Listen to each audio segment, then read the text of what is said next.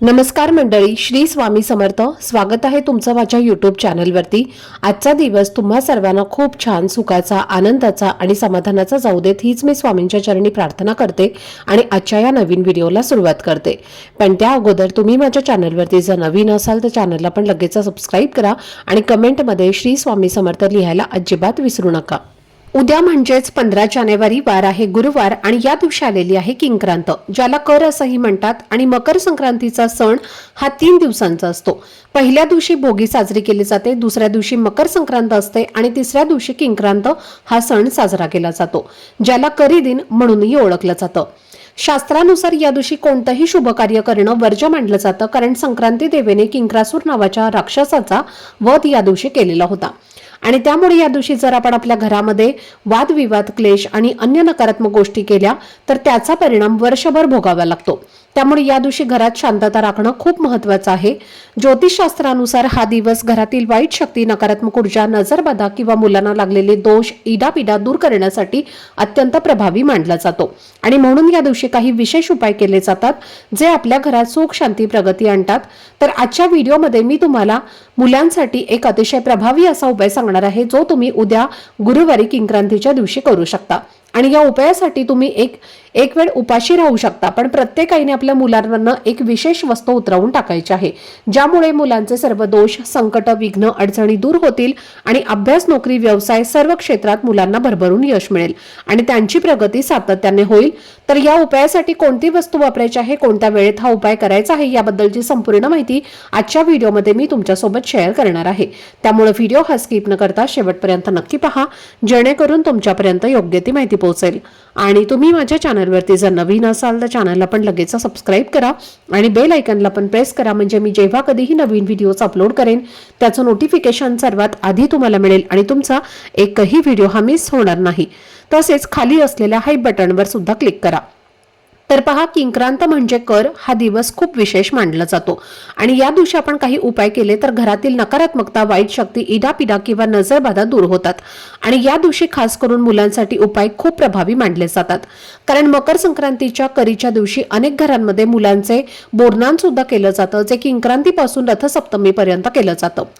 पण जर तुमच्या घरामध्ये 5 वर्षापर्यंतची लहान मुलं असतील तर त्यांचं बोरनान तुम्ही किंक्रांतीला म्हणजेच गुरुवारी करण्याचा जास्तीत जास्त प्रयत्न करा.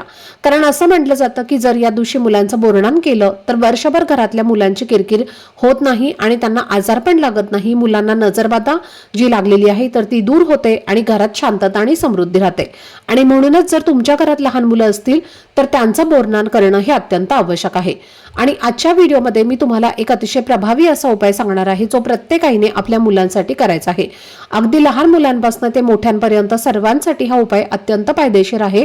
कारण घरामध्ये सतत चिडचिड करणारी मुलं असतात, हट्टीपणा करणारी मुलं असतात, आजारी पडणारी मुलं किंवा कोणतीही गोष्ट ऐकत नसणारी मुलं, यासाठी हा उपाय खूप उपयुक्त आहे.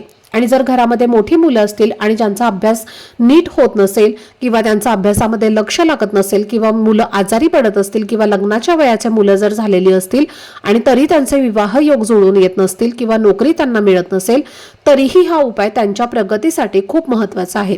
कारण प्रत्येक आईवडील आपल्या मुलांच्या उज्ज्वल भविष्याची काळजी घेत असतात. मुलांनी चांगलं शिकावं, प्रत्येक क्षेत्रामध्ये त्यांची प्रगती व्हावे आणि बाहेरची नजरबाधा जर त्यांना लागलेली असेल तर मुलांची प्रगतीही थांबत असते.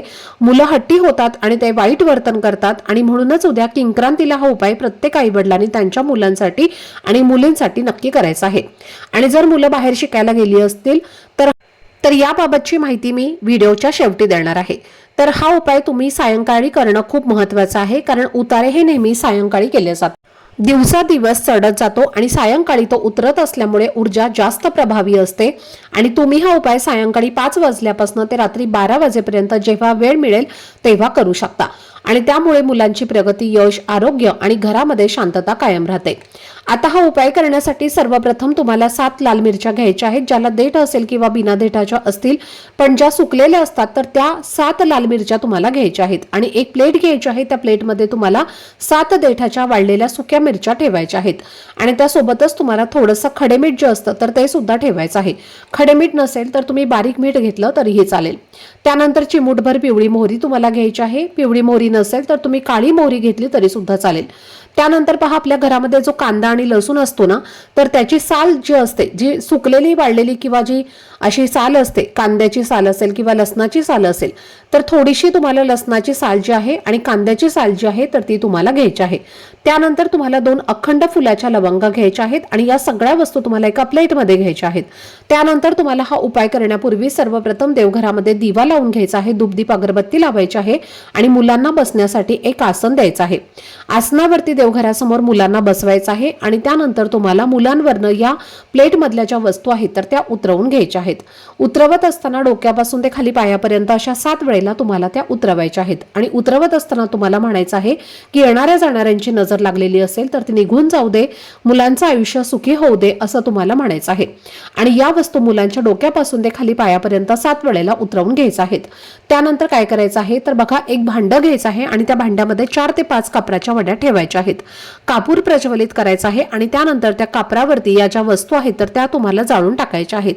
त्यामुळे मुलांना लागलेली नजर जी आहे तर ती जळून जाते आणि नकारात्मकता जी आहे तर ती देखील नष्ट होते. आणि पहा, मुलांना जर काही दोष असेल किंवा तो बाहेरच्या व्यक्तींचा दोष लागलेला असेल तर बघा, बऱ्याच वेळेला काय होतं की बाहेरच्या व्यक्तींचीच नजर लागते असं नाही, तर घरातल्या व्यक्तींची सुद्धा मुलांना नजर लागत असते आणि खास करून आई वडिलांची नजर ही मुलांना खूप पटकन लागत असते. आणि किंक्रांतीला मुलांसाठी हा उपाय जर आपण केला तर 100% मुलांच्या जीवनातील अनेक अडचणी ज्या आहेत तर त्या दूर होतात. आता तुमच्या घरामध्ये जर 2 मुलं असतील तर तुम्हाला वेगवेगळ्या वस्तू घ्यायच्या आहेत. एका मुलावरनं केलेला उतारा हा दुसऱ्या मुलासाठी वापरू नका, कारण उतारा केलेला असतो त्यामुळे दुसऱ्या मुलासाठी त्या वस्तू वापरायच्या नसतात. त्यामुळे 2 मुलं असतील तर वेगवेगळ्या वस्तू तुम्हाला घ्यायच्या आहेत आणि त्या जाळायच्या आहेत. आता तसेच तुमची मुलं जर बाहेरगावी शिकायला असतील तर तुम्ही मुलांना व्हिडिओ कॉल करून सुद्धा उतरवून घेऊ शकता किंवा तुम्ही पूर्व, पश्चिम, दक्षिण, उत्तर अशा 4 दिशेला तुम्हाला 7 वेळेला उतरवून घ्यायच्या आहेत आणि नंतर तुम्हाला सांगितल्याप्रमाणे त्या वस्तू जाळून टाकायच्या आहेत. आता जर तुमची मुलं, तुम्ही जर गावी राहत असाल आणि गावी जर बघा चूल असेल तर चुलीमध्ये सुद्धा तुम्ही या वस्तू जाळू शकता. जर तुमच्या घरामध्ये या वस्तू जाळणं शक्य नसेल तर तुम्ही काय करायचं आहे, उतारा करून झाला की बाहेर डस्टबिन मध्ये सुद्धा टाकल्या तरीही चालतील, पण प्रयत्न करा की या वस्तू तुम्ही जाळूनच टाकाल, कारण या वस्तू आपण जाळल्या तर मुलांची नजर जी आहे तर ती जळून जाते. आता हा उपाय तुम्ही बऱ्याच वेळेला केला सुद्धा असेल, पण किंक्रांतीला आपण जर हा उपाय केला तर तो खूपच प्रभावी ठरतो आणि मुलांची किरकिर जी आहे तर ती नष्ट होते. मुलांवरती जे काही वाईट संकटाचं सावट आहे किंवा जे काही दोष त्यांना लागलेले आहेत, मुलांच्या कुंडलीमध्ये जर काही दोष असतील किंवा मुलांना जर काही बाहेरची नजरबाधा झालेली असेल तर ती पूर्णपणे निघून जाते. आणि म्हणून प्रत्येक आईने आपल्या मुलांसाठी आणि मुलींसाठी उद्या किंक्रांतीला गुरुवारी हा उपाय नक्की करायचा आहे. या दिवशी भलेही तुम्ही काही करू नका, पण हा उपाय नक्की करा. तर ही अत्यंत महत्त्वाची माहिती मला तुमच्यासोबत शेअर करायची होती.